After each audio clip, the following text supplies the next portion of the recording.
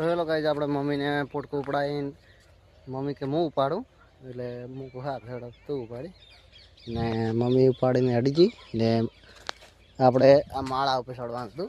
આપણે એક વસ્તુ દેખાણું કે આ જગ્યાએ ઓલો માળો બનાવતો હોય ને એવું લાગે હતું. તમે જુઓ આ સ્પેશિયલ એ ટાઈપનો માથે આળો જ મૂક્યો હોય એના માટે તો ખરું કહેવાય આપણે જય ગણાઈ.